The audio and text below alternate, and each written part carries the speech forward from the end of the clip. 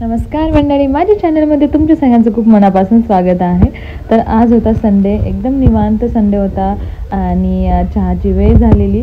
So चैतन्य मला चल आपण चहा बनवूयात आणि ॲक्च्युली मी डिमांड केलेलं की चल तू तू बोलतो ना की तू खूप छान चहा बनवतो, सो चल आज तू बनव. सो काय मग एका झटक्यातच चैतन्य रेडी झाला चहा बनवायला आणि म्हटलं चल मग स्वतः मला चहा शिकवत होता की मी कसा चहा बनवतो. मस्त दुधाचा चहा बनवलेला आणि दुधाचा चहा मला खूप जास्त आवडतो ॲक्च्युली. आणि मग झाला 3 कप बनवायचे होते त्याला. मी, सिया आणि चेतू. सिया खेळायला गेलेली, सो म्हटलं जाऊ दे, तिला जेव्हा चहा बनेल तेव्हाच बोलू की बाबा मामाने चहा केलं ये म्हणून. सो मग मी याचा मस्त व्हिडिओ शूट करत बसलेली. तर हा मला शिकवत होता की आता दूध टाकायचं, मग साखर, मग चायपत्ती सगळं असं. आणि मग बघा आता खरंच ॲक्च्युली चहा ह्याला बनवता येतो. ह्याच्या आधी पण मी एकदा त्याच्या हातचा चहा टेस्ट केलेला आहे. पण आजचा चहा खूपच छान बनला होता आणि खूप मस्त टेस्टी झालेला. फक्त हलकीशी साखर जास्त पडलेली, कारण त्याला साखरचा तेवढा अंदाज आला नाही, कारण त्या डब्यातील साखर संपलेली. सो त्याने परत एकदा नवीन साखर घेतली आणि टाकली. ह्याची थोडी स्टाईलमध्ये चालू होतं साखर टाकायला, ते दूध पूर्ण उडत होतं.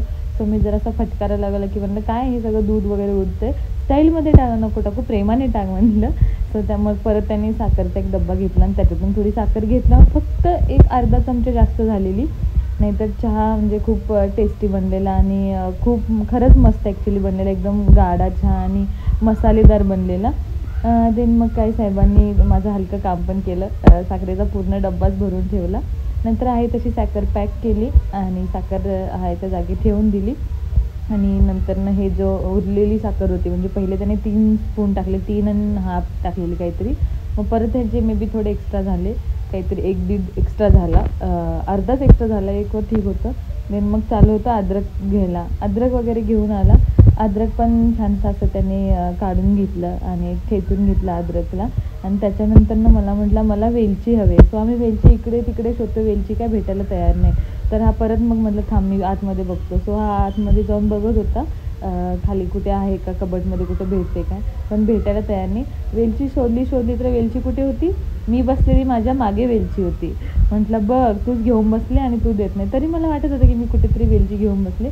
देन काय मग 2 वेलची आणि अद्रकचा तुकडा असं त्याने छानसं ठेचून घेतलं आणि मग काय मस्त असं चहामध्ये टाकून दिलं. चहा छानसा असा बॉईल करून घेतला, म्हणजे उकळत होता तेव्हा मी गेली सियाला बोलवायला. छानसं खूप सुंदर पाऊस बाहेर पडत होता. तर सियाला म्हणलं चल मामाने चहा केला. सिया एकदम पळत आले तर मामाच्या हातचा चहा प्यायचा म्हणून.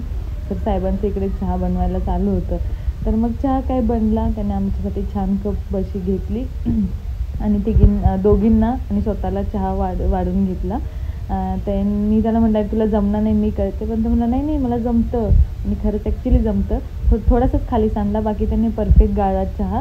आणि मग आम्ही दोघी हुशार मस्त जज बनून बसलेलं आणि आम्ही दोघींनी टेस्ट केला. तर हे बघा बिचारे इतकी छान सर्विस भेटली ना मस्त आम्हा दोघींना. तर मग टेस्ट केला तर हलकासाच गोड होता आणि सिया पण म्हणली खूप छान झालेला. आणि हा इकडे कोपऱ्यात बसून चहा पितोय. तो त्याने नानकटाई खाल्ली आणि आम्ही कोल्हापूरवरून पाव आणलेले, मी आणि सियाने छानसे चाय पाव खाला आणि मस्त एन्जॉय केला. सो मस्त अशी इव्हिनिंग होती आमची, छान झालं. Thank you, bye.